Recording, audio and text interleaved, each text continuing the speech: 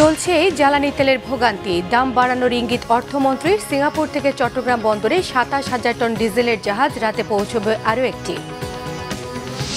হামের ভয়াবহতা, ঢাকা, ময়মনসিংহ ও চট্টগ্রামে আরও ৩ শিশুর মৃত্যু। সিলেট সহ কয়েক জায়গায় শঙ্কাজনক পরিস্থিতি, সঠিক চিকিৎসায় সুস্থও হচ্ছে অনেকেই। চাল, ডাল, মাছ, মাংস সহ নিত্য পণ্যের দামে বাজারে অস্থিরতা, ক্রেতা বিক্রেতা উভয়েরই হাঁসফাঁস অবস্থা, নানা জিজ্ঞাসা। সরকার ব্যর্থ, জনরায়কে অস্বীকার, ফ্যাসিবাদেরই নামান্তর বলেছেন ডাক্তার শফিক। জামায়াত, আওয়ামী লীগ মুক্তিযুদ্ধ বিরোধী, অভিযোগ বিএনপি নেতাদের। দেখছিলেন ক্রাউন সিমেন্ট সংবাদ শিরোনাম। সংকটের কারণে বিভিন্ন দেশে জ্বালানি তেলের দাম বাড়ানো হলেও বাংলাদেশে এখনও দাম বাড়ানো হয়নি উল্লেখ করে অর্থ ও পরিকল্পনা মন্ত্রী আমির খসরু মাহমুদ চৌধুরী বলেছেন, সরকারকে উচ্চ মূল্যে জ্বালানি কিনতে হচ্ছে, তাতে জ্বালানি তেলের মূল্য বৃদ্ধির বিষয়টি বিবেচনাধীন। চট্টগ্রামের আনোয়ারায় কোরিয়ান ইপিজেডে ইয়াং ওয়ান কর্পোরেশন মিলনায়তনে আয়োজিত young one Chittagong independent university academic excellence scholarship প্রোগ্রামের আওতায় অ্যাওয়ার্ড প্রদান অনুষ্ঠান শেষে সাংবাদিকদের প্রশ্নের জবাবে তিনি সব কথা জানান। তিনি বলেন, মধ্যপ্রাচ্যে বাদেও পৃথিবীর বিভিন্ন দেশ থেকে জ্বালানির তেল এবং গ্যাস কেনা হচ্ছে। এ সময় সবাইকে জ্বালানি সাশ্রয়ে সচেতন হওয়ার আহ্বান জানান তিনি। প্রোগ্রামে বিশ্ববিদ্যালয়টি ১৬ শিক্ষার্থীকে বিশেষ মূল্যায়ন প্রক্রিয়ার মধ্য দিয়ে স্কলারশিপ প্রদান করা হয়। এদিকে বাণিজ্য মন্ত্রী খন্দকার আব্দুল মুক্তাদির জানিয়েছেন, আন্তর্জাতিক বাজারের প্রভাব থাকা সত্ত্বেও সরকার জনস্বার্থে জ্বালানির মূল্য স্থিতিশীল রাখার চেষ্টা করছে। বিকেলে সিলেটে ব্যবসায়ীদের সঙ্গে মতবিনিময় শেষে তিনি সব কথা জানান। খন্দকার আব্দুল মুক্তাদির বলেছেন, বৈশ্বিক জ্বালানি বাজারের সঙ্গে সমন্বয় করে সৌদি আরবের রাষ্ট্রীয় তেল কোম্পানি দাম বাড়িয়েছে। উৎপাদন পর্যায়ে মূল্য বৃদ্ধির কারণে বাংলাদেশে এর প্রভাব পড়েছে। মন্ত্রী বলেন, আন্তর্জাতিক বাজারে ক্রুড অয়েলের দাম বেড়ে $১১৬ পৌঁছলেও সরকার আগের দাম ধরে রেখেছে, যেন সাধারণ মানুষের ওপর চাপ না পড়ে। যতদিন সম্ভব এই স্থিতিশীলতা বজায় রাখা হবে বলেও জানিয়েছেন মন্ত্রী। যে ক্রুড অয়েলের মূল্য ছিল কিছুদিন আগে $৫৫-৬০, সেটা $১১৬ যাওয়ার পরেও এই মানুষের পছন্দের সরকারটি এখন পর্যন্ত আগের মূল্য ধরে রেখেছে। উদ্দেশ্য একটাই, এই মূল্য বৃদ্ধির কারণে যেন মানুষ কষ্ট না পায়। সেজন্য এলপিজি গ্যাসের দাম বেড়েছে, কারণ এলপিজি গ্যাস যে ফর্মুলা এখানে মূল্যটা নির্ধারিত হয়, সৌদি আরামকোর একটা সিপি প্রাইস থাকে, এটার সাথে একটা প্রিমিয়াম যোগ করে মার্কেটে প্রাইসটা আসে, ইম্পোর্ট প্রাইসটা হয়। তো যেখানে অরিজিন সেখানে যদি বেড়ে থাকে, এখানেও সেটার প্রতিফলন হবে। সিঙ্গাপুর থেকে ২৭,০০০ টন ডিজেলের একটি চালান নিয়ে চট্টগ্রাম বন্দরে বহির্নোঙরে পৌঁছেছে ইয়ান জিং হে নামের একটি জাহাজ। চট্টগ্রাম বন্দর কর্তৃপক্ষের সদস্য হারবার ও মেরিন কমান্ডার আহমেদ আমিন আবদুল্লাহ বিষয়টি নিশ্চিত করে জানিয়েছেন, জাহাজটি বর্তমানে ডলফিন জেটিতে বার্থিংয়ের অপেক্ষায় রয়েছে এবং অগ্রাধিকার ভিত্তিতে বার্থিং দেওয়া হবে। এছাড়া আজ রাতে শানগ্যাং ফা জিয়ান নামের আরও একটি জাহাজ জ্বালানির তেল নিয়ে বন্দরে আসার কথা রয়েছে। সব কিছু ঠিক থাকলে কাল এলএনজি নিয়ে আরও একটি জাহাজ বন্দরে পৌঁছবে। বন্দর কর্তৃপক্ষের তথ্য অনুযায়ী এর আগে মার্চ মাসে বিভিন্ন প্রকার জ্বালানি নিয়ে মোট ৩৩টি জাহাজ চট্টগ্রাম বন্দরে ভেড়ে। এর মধ্যে ১৫টি জাহাজ বিভিন্ন ধরনের জ্বালানির তেল, ৮টি এলএনজি এবং ৯টি এলপিজি নিয়ে বন্দরে এসেছে।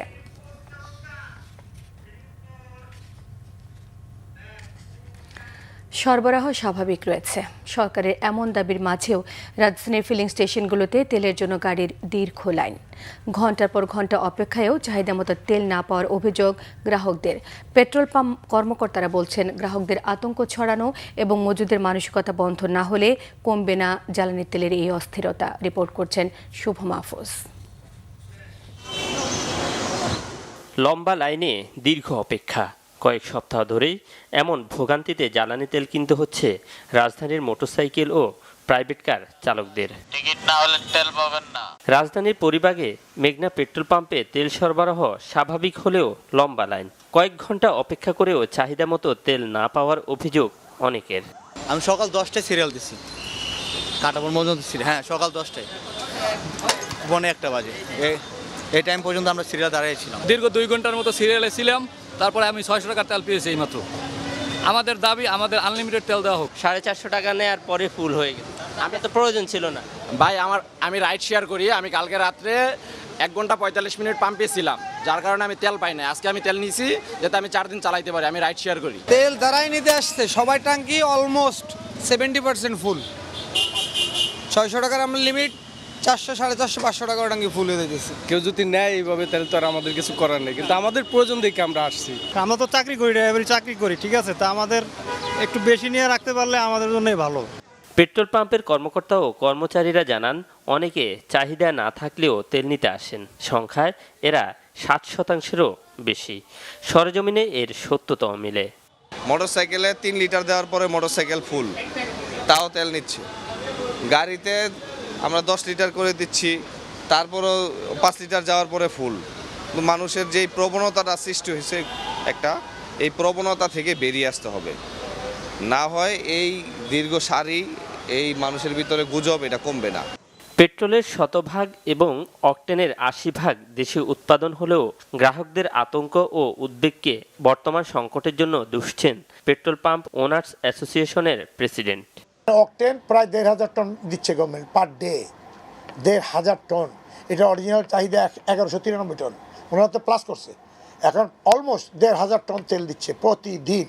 তো 1,500 টন যে প্রতিদিন দিচ্ছে, মানুষ তো চাইতেছে 6,000 টন।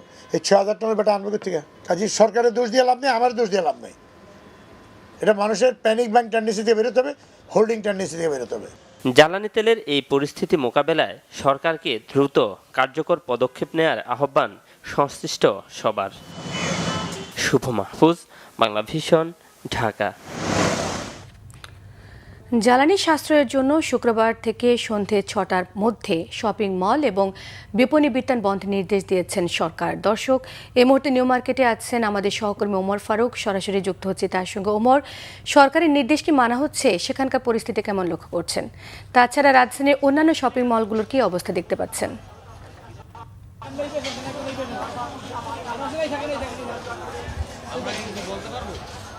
সুমা, আপনাকে ধন্যবাদ। আমরা এই মুহূর্তে রয়েছি রাজধানীর নিউ মার্কেটে, যেটি ঢাকার অন্যতম বিপণী বিতান এবং শপিং সেন্টারগুলোর মধ্যে অন্যতম, যেখানে কিন্তু আসলে সপ্তাহ প্রতি যেখানে আমরা দেখতে পাচ্ছি যে আসলে সরকারি যে নির্দেশনা আজকে শুক্রবার থেকে জরুরি প্রয়োজন ছাড়া সন্ধ্যা 6টার পরে আসলে যে নির্দেশনা দেওয়া হয়েছে, সেটি কিন্তু আসলে আমরা দেখতে পাচ্ছি যে এখনো পর্যন্ত মানা হয়নি। তারা যেটি বলছেন যে আসলে আমরা এখানকার যারা দোকানি আছে তাদের সাথে কথা বলেছি, তারা যেটি বলছেন যে আসলে তাদেরকে তারা বিভিন্ন মাধ্যমে সেটি দেখেছেন সরকারের যে নির্দেশনা, তবে দোকান মালিক সমিতি যারা রয়েছেন, সমিতির কর্তৃপক্ষ যারা রয়েছেন, তাদের থেকে কিন্তু আসলে কোনো ধরনের নির্দেশনা দেওয়া হয়নি। আপনি দেখতে পাচ্ছেন যে আসলে এখন প্রায় সন্ধ্যা 7:40, কিন্তু এখনও পর্যন্ত আসলে কিন্তু যে দোকানগুলো কিন্তু খোলা রয়েছে। এবং ব্যবসায়ীদের সাথে কথা বলেছি, তারা আমাদেরকে যেটি জানিয়েছেন যে আসলে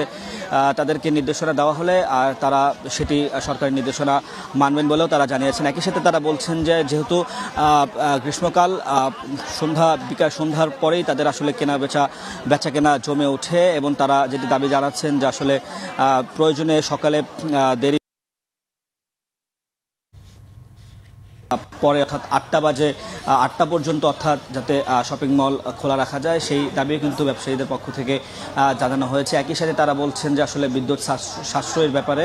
তো আমরা দেখতে পাচ্ছি যে আসলে নিউ মার্কেটে যেহেতু আজকে শুক্রবার, সাপ্তাহিক ছুটির দিন, যারা কর্মব্যস্ত মানুষ তারা কিন্তু এই শুক্রবারে তাদের যে প্রয়োজনীয় কেনাকাটা সেগুলো তারা করতে আসেন, এবং আমরা দেখতে পাচ্ছি যে আসলে তারা বিভিন্ন দোকানগুলো সেগুলো খোলা রয়েছে এবং সেখানে তারা কেনাকাটা করছেন। তো এই ছিল আসলে আমার কাছে নিউ মার্কেট থেকে সবশেষ। ওমর ফারুক, আপনাকে অসংখ্য ধন্যবাদ। দেশ জুড়ে গত কয়েক সপ্তাহে উল্লেখযোগ্যভাবে বেড়েছে হাম রোগীর সংখ্যা। চিকিৎসকরা বলছেন সময়মতো টিকা না নেওয়াই সংক্রমণ বাড়ার অন্যতম কারণ। স্বাস্থ্য অধিদপ্তর জানিয়েছে 24 ঘন্টায় হামের উপসর্গ নিয়ে দেশে মারা গেছে 3 জন। এছাড়া গত 19 দিনে হামের 94 জনের মৃত্যু হয়েছে। আক্রান্ত হয়েছে 5,792 জন। রবিবার থেকে সারা দেশে 6 মাস থেকে 10 বছরের বাচ্চাদের হামের টিকা দেবে সরকার। রিপোর্ট করছেন আসমা আক্তার নূপুর। রাজধানীর মহাখালীর সংক্রামক ব্যাধি হাসপাতালে প্রতিদিনই বাড়ছে হাম আক্রান্ত রোগীর সংখ্যা, যাদের অধিকাংশই শিশু। হাসপাতালের বহির্বিভাগ থেকে শুরু করে ওয়ার্ড, সবখানেই রোগীর ভিড়। সিট না পেয়ে বারান্দার মেঝেতে চলছে অনেক শিশুর চিকিৎসা। হাসপাতালটিতে চিকিৎসাধীন শিশুদের অনেকের বয়স 9 মাসের নিচে।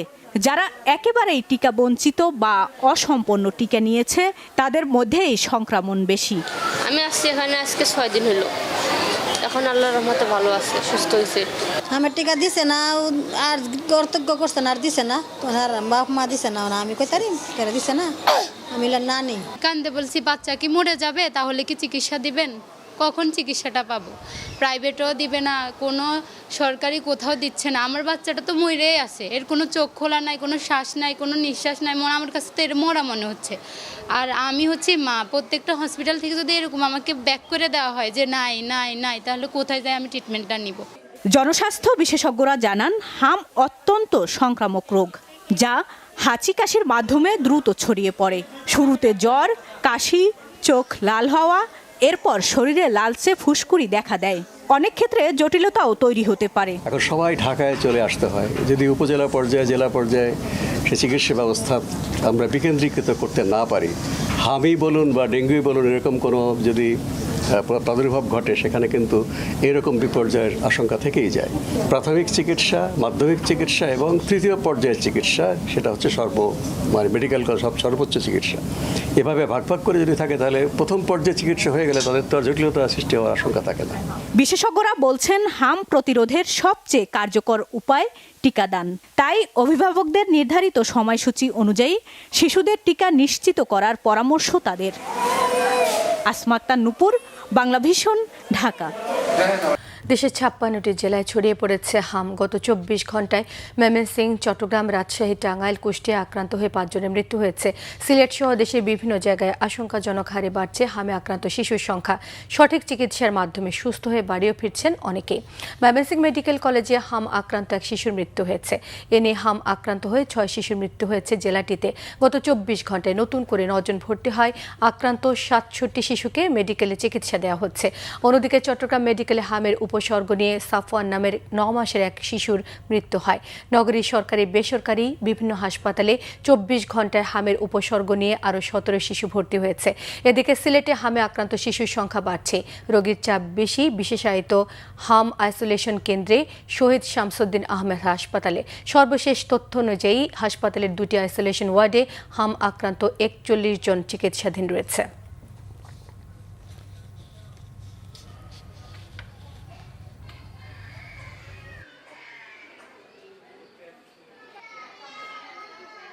রাজধানী বাজারে যেন এক ধরনের অস্থিরতা।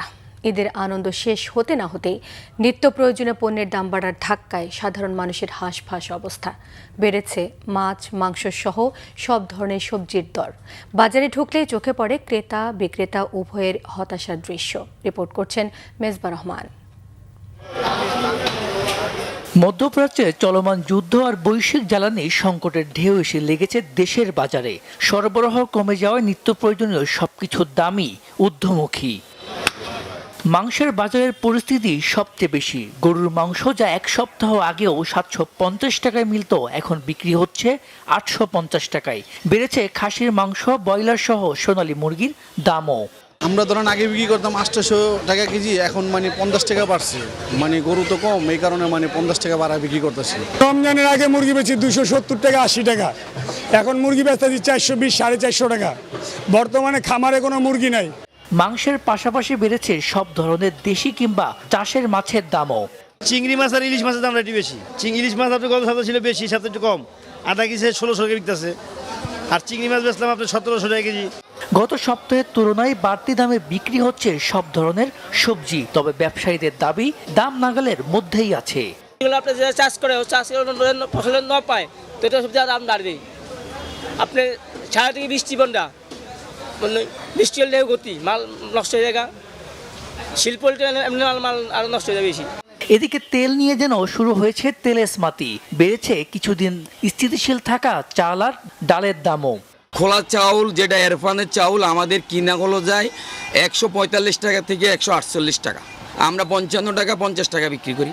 ঈদের পর সাধারণত বাজারে কিছুটা স্বস্তিতে ফেরে, কিন্তু এবার সে চিত্র উল্টো। দাম কমার বদলে বেড়েছে।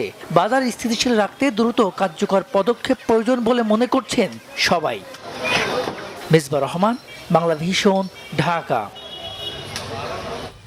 জ্বালানি সংকট আরও তীব্র হবার আগেই সরকারকে বাস্তবভিত্তিক পদক্ষেপ নেওয়ার আহ্বান জানিয়েছেন জ্বালানি বিশেষজ্ঞরা। এক্ষেত্রে আমদানি নির্ভরতা কমিয়ে নবায়নযোগ্য জ্বালানির ব্যবহার বাড়ানো এবং বিদ্যুৎ সাশ্রয়ের উপর জোর দিচ্ছেন তারা। দীর্ঘমেয়াদী চুক্তির বদলে বাজারভিত্তিক দাম নির্ধারণ এবং সিস্টেম লস কমানোর পরামর্শ দিয়েছেন তারা। পরিস্থিতি সামাল দিতে না পারলে দারিদ্র্য বেড়ে যেতে পারে 10%, এমন আশঙ্কাও করছেন বিশেষজ্ঞরা। রিপোর্ট করছেন মামুন আবদুল্লাহ। ইরান ইসরায়েল যুদ্ধের ডামাডোলে বিশ্ববাজারে টালমাটাল পরিস্থিতি জ্বালানি তেলের দাম। যুদ্ধের আগে বিশ্ববাজারে যেখানে ব্যারেল প্রতি অপরিশোধিত জ্বালানি তেলের দাম ছিল $60 সেখানে বর্তমানে দাম ছাড়িয়েছে $110। ধারণা করা হচ্ছে যুদ্ধ দীর্ঘ হলে পাগলা ঘোড়ার মতো ছুটতে পারে অপরিহার্য এই জ্বালানির বাজার। এমন প্রেক্ষাপটে মধ্যপ্রাচ্য কেন্দ্রিক একক আমদানি নির্ভরতা থেকে বেরিয়ে আসার পরামর্শ বিশেষজ্ঞদের। ইম্পোর্ট ডিপেন্ডেন্ট হয়ে আপনি জ্বালানি নিরাপত্তা করা যায় না। আপনাকে জ্বালানি সার্বভৌমত্ব নিশ্চিত করতে হবে। জ্বালানি সার্বভৌমত্ব মানে হলো বিদ্যুৎ উৎপাদনের যে উপকরণ বা উপাদান সেটা আপনার উইদিন ইউর কান্ট্রি টেরিটরি লেভেলে থাকতে হবে এবং একমাত্র সম্ভব সেটা হলো নবায়নযোগ্য জ্বালানিতে। যদি আপনি রিনিউয়েবল এনার্জি ইনস্টল করেন 30 থেকে 50% কস্ট রিডাকশন হয়ে যাচ্ছে বিদ্যুতের। মুনাফামুখী হবে না, সরকারের কার্যক্রম বাণিজ্যিক হবে না, সরকারের কার্যক্রম হবে কল্যাণমুখী। যা খরচ হবে সরকার সেইটুকু জনগণের কাছ থেকে নেবে, অর্থাৎ কস্ট বেসিস হবে, নট কস্ট প্লাস মুনাফা বেসিস হবে না। এটা সরকার ঘোষণা দিতে হবে এখনই। বিদ্যুৎ, জ্বালানি ও খনিজ সম্পদ মন্ত্রণালয়ের সবশেষ তথ্য অনুযায়ী দেশে 31 মার্চ পর্যন্ত ডিজেলের মজুত আছে 1,28,939 মেট্রিক টন। এছাড়া 7,940 metric ton octane, 11,431 metric ton petrol এবং 44,609 মেট্রিক টন জেট ফুয়েল মজুত রয়েছে। এই অবস্থায় দেশীয় প্রতিষ্ঠানের তেল পরিশোধন সক্ষমতা বাড়ানো এবং সিস্টেম লস কমানোর পরামর্শ বিশেষজ্ঞদের। এই অবস্থায় জ্বালানির দাম বাড়িয়ে ঘাটতি সমন্বয় করার কোনো বিষয় কাজ করলে আরো খারাপ অবস্থার পরিণতি হবে। কারণ সরকার তো জ্বালানি সরবরাহ বাড়াতে পারবে না, রেশনিং করা লাগবে না, জোর করে লোডশেডিং দেওয়া লাগবে না, এসব করা লাগবে, তখন এমনি এমনি লোডশেডিং হবে। বর্তমানে যে অবস্থায় আছে এই অবস্থাতে অলরেডি প্রায় 2.5% নতুন করে দারিদ্র্য যুক্ত হবে। আমাদের বর্তমানে প্রায় 30 থেকে 25% দারিদ্র্য আছে হার, এটা আর বাড়বে, প্রায় 38% দাঁড়াবে। আর যদি এটা প্রলং করে আরও 2 থেকে 3 মাস সেটা 40 থেকে 45% ওভারঅল দারিদ্র্যের হার 10% বেড়ে আপনার দারিদ্র্য দাঁড়াবে। বাংলাদেশ পেট্রোলিয়াম কর্পোরেশনের তথ্য অনুযায়ী দেশে প্রতি বছরে 65 থেকে 68 লাখ টন জ্বালানি তেল আমদানি করে, যার মধ্যে ডিজেল ও অপরিশোধিত তেলের পরিমাণই বেশি। মামুন আবদুল্লাহ, বাংলাভিশন, ঢাকা। জনরায়কে অস্বীকার করা ফ্যাসিবাদের নামান্তর বলেছেন বিরোধী দলীয় নেতা এবং জামায়াতের আমির ডাক্তার শফিকুর রহমান। কেরানীগঞ্জে এক সমাবেশে তিনি এসব কথা বলেন। সংসদের 2/3 বেশি হওয়ায় বিএনপি গণভোটের ওপর মতামত পরিবর্তন করে ফেলছে বলে মন্তব্য করেছেন তিনি। বিরোধী দলীয় নেতা জানান, জামায়াত সংবিধানে সংশোধন নয়, সংস্কার চায়। তিনি অভিযোগ করে বলেন, বর্তমানে দেশে কোনো সামরিক শাসন এবং চিহ্নিত স্বৈরাচার নেই, তারপরও জনজীবনের স্বস্তি এবং মানুষের জীবনের কোনো নিরাপত্তা পাওয়া যাচ্ছে না। বলেন, জামায়াত সংকট তৈরি করতে চায় না, সংকট নিরসনে সাহায্য করতে চায়। সন্তানদের শিক্ষা জীবন হুমকির মুখে পড়বে উল্লেখ করে তিনি বলেন, শিশুরা এখন ডিভাইসে আসক্ত, তার উপর আবার হোম ক্লাসের নামে ডিভাইস ধরিয়ে দিলে আরও বেশি আসক্ত হয়ে যাবে। হোম ক্লাসে মেধার অপমৃত্যু ঘটবে বলে অভিযোগ করেছেন ডাক্তার শফিক। মালিক জনগণ, তো কোথায়? জনগণকে আপনারা তো গুরুত্ব দিচ্ছেন না। এই জনগণই তো 12 তারিখ ফেব্রুয়ারি মাসের 2টা ভোট দিয়েছিল, একটা জাতীয় সংসদে আর একটা গণভোটে হা। আপনারা ভিতরে ভিতরে না ছিলেন, কিন্তু প্রকাশ্যে আপনারাও হা বলেছেন। আপনারা এখন বলছেন জনগণ 51% আপনাদেরকে ভোট দিয়েছে, তো ওখানে যে জনগণ 70% ভোট দিয়েছে, 51 বড় না আসক্তি বড়? আপনি আসক্তিবাদ জনগণের মতামতকে উপেক্ষা করছেন আর 51 কথা বলছেন। বিএনপি জুলাই সনদ বাস্তবায়নের পক্ষে অবস্থান নেয় বিরোধী দল নানা ইস্যু তৈরি করছে। প্রকৃতপক্ষে বিরোধী দলই জুলাই সনদ বাস্তবায়ন চায় না বলেছেন বিএনপির vice chairman chief whip Nurul Islam Moni. বর্তমান সংবিধান বিরোধী দলের পরাজয়ের দলিল বলে ছুড়ে ফেলতে চায় বলে মন্তব্য করেছেন তিনি। আর জামায়াতে ইসলামী এবং আওয়ামী লীগ একই পথে হাঁটছে বলে মন্তব্য করেছেন ঢাকা দক্ষিণ সিটি কর্পোরেশনের প্রশাসক আব্দুস সালাম। রিপোর্ট করছেন মোবাশ্বির আহমেদ। স্বাধীনতা দিবস উপলক্ষে শুক্রবার সকালে জাতীয় প্রেস ক্লাবে জাতীয়তাবাদী সাংস্কৃতিক দলের আলোচনা সভায় অংশ নেন জাতীয় সংসদের চিফ হুইপ ও ঢাকা দক্ষিণ সিটি কর্পোরেশনের প্রশাসক সহ বিএনপির বিভিন্ন পর্যায়ের নেতারা। দেশের গণতন্ত্র পুনঃপ্রতিষ্ঠা ও দেশের প্রান্তিক মানুষের জীবনমান উন্নয়নে শহীদ প্রেসিডেন্ট জিয়াউর রহমানের অবদানের কথা তুলে ধরেন তারা। যে বাংলাদেশের মুক্তিযুদ্ধের স্বপ্নটা বাস্তবায়িত হচ্ছে, কষ্টটা সেখানে। আর আপনাদের দুটি দলই মুক্তিযুদ্ধকে ইনডাইরেক্টলি বিরোধিতা করেছেন, মুক্তিযুদ্ধটা চান নাই। সেই কারণে আওয়ামী লীগও যে পথে হেঁটেছেন, আজকে জামাতও কিন্তু সে একই পথের নাবিক। এই কারণে তারা বিরোধিতা করবে এবং সেইখানে আমরা বলি সাহসের সাথে যোগ্যতার সাথে বিএনপি এগিয়ে যাবে। সংসদের চিফ হুইপ নুরুল ইসলাম মনি বলেন, বিএনপিকে জুলাই সনদ বিরোধী হিসেবে চিহ্নিত করতে চায় একটি দল যারা বর্তমান সংবিধান ছুঁড়ে ফেলতে চায়। আমরা হায়ার পক্ষে জুলাই সনদ 100% অক্ষরে অক্ষরে আমরা বাস্তবায়ন করতে চাই এবং আমরা করা শুরু করেছি, কিন্তু তারা সেই জুলাই সনদ বাস্তবায়ন চায় না। ভাইবটা তুলেছে বিএনপি জুলাই সনদের বিপক্ষে, ঠিক কিনা বলেন? জুলাই সনদের বিপক্ষে বিএনপি, জুলাই সনদের বিপক্ষে বিএনপি না। জুলাই সনদের পক্ষে আমরা ভিন্ন মত ওখানে পোষণ করেছি এবং ভিন্ন মত আমরা লিখে আসছি ওখানে, কিন্তু জুলাই সনদের মধ্যে যেটা আমাদের সামনে তুলে ধরা হয়েছে তার মধ্যে ভিন্ন মতের কোনো কথা বলা নাই। আলোচনায় উঠে এসেছে দেশের জ্বালানি সাশ্রয়ে সরকারের নানামুখী পদক্ষেপের কথাও। মোবাশ্বির আহমেদ, বাংলা ভিশন, ঢাকা। সিঙ্গাপুরে চিকিৎসাধীন বিএনপির স্থায়ী কমিটির সদস্য এবং প্রধানমন্ত্রীর উপদেষ্টা মির্জা আব্বাসের শারীরিক অবস্থার বেশ উন্নতি হয়েছে। শুক্রবার ভোরে তাকে সিসিইউ থেকে কেবিনে নেওয়া হয়েছে। নিবিড় চিকিৎসায় মির্জা আব্বাস ধীরে ধীরে সুস্থ হয়ে উঠছেন, সীমিতভাবে সবার সঙ্গে কথাও বলছেন। বিএনপি মিডিয়া সেলের সদস্য শাহরুল কবির সিঙ্গাপুরে থাকা পরিবারের সদস্যদের সঙ্গে কথা বলে তিনি এ তথ্য জানান। গত 15 মার্চ এয়ার অ্যাম্বুলেন্সে রাজধানীর একটি বেসরকারি হাসপাতাল থেকে উন্নত চিকিৎসার জন্য তাকে সিঙ্গাপুরে নেওয়া হয়। এদিকে বিএনপি স্থায়ী কমিটির আরেকজন সদস্য এবং প্রধানমন্ত্রী উপদেষ্টা নজরুল ইসলাম খানও চিকিৎসার জন্য মঙ্গলবার সিঙ্গাপুরে গেছেন।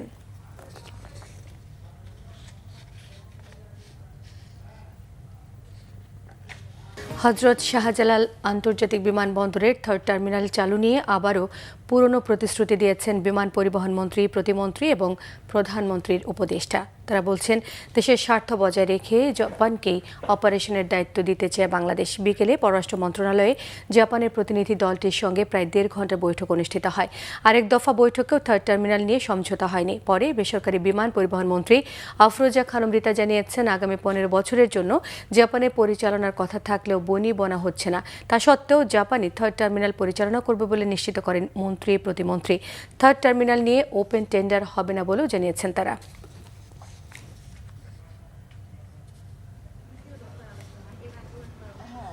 বিএনপি সরকারের সময়টা চালু হবে এবং খুব এই বছরের মধ্যে চালু হবে ইনশাআল্লাহ। আমাদের মাননীয় প্রধানমন্ত্রীও চাচ্ছে এটা চালু হোক, সেই জন্য কিন্তু আমরা বারবার বসছি এবং বারবার বসাতে মানে একটা ভালো সলিউশনে আসা। কারণ অনেক টার্মস অ্যান্ড কন্ডিশন থাকে, আমরা প্রথমে দেখি এটা আমার দেশের স্বার্থে হচ্ছে কিনা। আমরা দেশের স্বার্থটাকে আগে দেখে আমরা কাজ করছি, এর জন্য একটু সময় লাগছে, তো অবশ্যই এটা হয়ে যাবে। প্রাথমিক ও গণশিক্ষা প্রতিমন্ত্রী ববি হাজ্জাজ বলেছেন, শিক্ষা ব্যবস্থাকে সরকার ক্যারিয়ার ওরিয়েন্টেড করতে চায়, যেন শিক্ষার্থীদের ভবিষ্যৎ তারা নিজেরাই তৈরি করতে পারে। তিনি জানান, জাতির কাছে প্রধানমন্ত্রী তারেক রহমানের অঙ্গীকার ছিল শিক্ষা ব্যবস্থা পাল্টে দেওয়ার। সরকার বিশ্বমানের প্রতিযোগিতামূলক শিক্ষা নিশ্চিতে সে পথে এগোচ্ছে বলে জানিয়েছেন মন্ত্রী। টিএসসি মিলনায়তনে ঢাকা বিশ্ববিদ্যালয়ের রোভার স্কাউট গ্রুপের 2 দিনব্যাপী 60 বছর হীরক জয়ন্তী উদযাপন অনুষ্ঠানে ববি হাজ্জাজ এসব মন্তব্য করেন। বলেন, বাংলাদেশ বৈশ্বিক সংকটের মধ্যে থাকা সত্ত্বেও হাতে গোনা কয়েকটি দেশের মধ্যে একটি যারা মধ্যপ্রাচ্যের সংকটেও জ্বালানির মূল্য বাড়ায়নি। সংকট সমাধানে জনসচেতনতা সৃষ্টি করতে পরামর্শ দিয়েছেন প্রতিমন্ত্রী। অনুষ্ঠানে আরও উপস্থিত ছিলেন ঢাকা বিশ্ববিদ্যালয়ের উপাচার্য ABM ওবায়দুল ইসলাম, আইজিপি আলী হোসেন ফকির।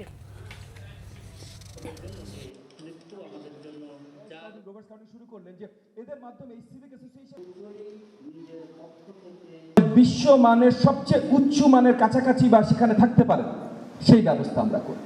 ক্যারিয়ার ওরিয়েন্টেড করব, যেন তাদের ভবিষ্যৎ তারা তৈরি করতে পারেন এই শিক্ষার মাধ্যমে, এবং জাতির ভবিষ্যৎ যেন আরো সুন্দরভাবে নির্মাণ হয় তাদের এই শিক্ষার মাধ্যমে। এই স্বপ্ন জনাব তারেক রহমান আমাদেরকে দেখিয়েছেন এবং এই স্বপ্ন ইনশাআল্লাহ আমরা বাস্তবায়ন করব। বাংলাদেশ হয়তো বিশ্বে হাতে গোনা কয়েকটা দেশের ভিতরে যারা এই মিডল ইস্ট ক্রাইসিসের মধ্যে থেকেও কোনো এনার্জি প্রোডাক্টের দাম মূল্য বৃদ্ধি করি নাই। ইরানে মার্কিন ইসরায়েল জোটের আগ্রাসনের প্রতিবাদে সমাবেশ এবং বিক্ষোভ মিছিল করেছে ইসলামী ঐক্য জোট। শুক্রবার জাতীয় মসজিদ বাইতুল মোকাররমের উত্তর গেইটে সমাবেশ এবং বিক্ষোভ মিছিল হয়। এতে দলটির নেতারা মার্কিন ইসরায়েলের আক্রমণের তীব্র নিন্দা এবং ক্ষোভ জানান। বলেন, যে কোনো মূল্যে ইরানে হামলা বন্ধ করতে হবে। মুসলিম বিশ্বকে ইসরায়েলের বিরুদ্ধে ঐক্যবদ্ধ হবার আহ্বান জানিয়েছেন তারা। পরে বাইতুল মোকাররমের উত্তর গেইট থেকে পল্টন মোড় পর্যন্ত একটি মিছিল করেন ইসলামী ঐক্য জোটের নেতাকর্মীরা।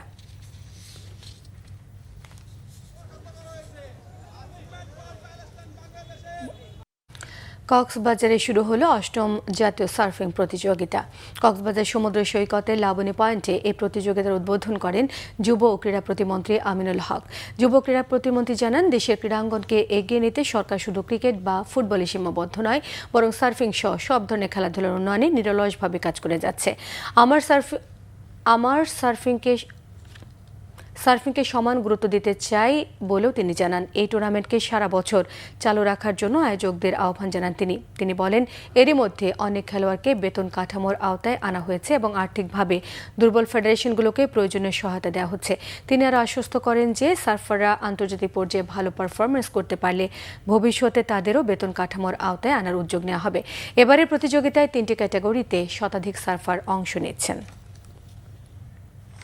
শুধু ফুটবল কিংবা ক্রিকেট না, বাংলাদেশের সকল ফেডারেশনকে স্বাবলম্বী করে সকল ফেডারেশনের অন্তর্ভুক্ত যত খেলোয়াড়বৃন্দ রয়েছেন সবাইকে সর্বোচ্চ গুরুত্ব দেওয়ার মাধ্যমে আমরা প্রত্যেকটি খেলাকে সমানভাবে গুরুত্ব দিয়ে এগিয়ে নিয়ে যেতে চাই। সংবাদ শেষ করব ক্রাউন 7 শিরোনামগুলো আরও একবার জানিয়ে দিয়ে।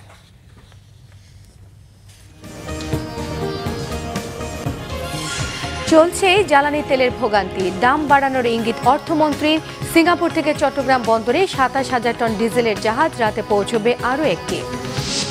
হামের ভয়াবহতা, ঢাকা, ময়মনসিংহ ও চট্টগ্রামে আরও ৩ শিশুর মৃত্যু। সিলেট সহ কয়েক জায়গায় শঙ্কাজনক পরিস্থিতি, সঠিক চিকিৎসায় সুস্থও হচ্ছেন অনেকে। চাল, ডাল, মাছ, মাংস সহ নিত্যপণ্যের দামে বাজারে অস্থিরতা, ক্রেতা বিক্রেতা উভয়েরই হাঁসফাঁস অবস্থা, নানা জিজ্ঞাসা। সরকার ব্যর্থ, জনরায়কে অস্বীকার ফ্যাসিবাদেরই নামান্তর, বলেছেন ডাক্তার শফিক। জামায়াত, আওয়ামী লীগ মুক্তিযুদ্ধ বিরোধী, অভিযোগ বিএনপি নেতাদের। এই ছিল এখনকার মতো, পরের সংবাদ রাত 10:30টায়। 9টায় রয়েছে নিউজ 20 দেখার আমন্ত্রণ রইল। এতক্ষণ সঙ্গে থাকায় সবাইকে ধন্যবাদ।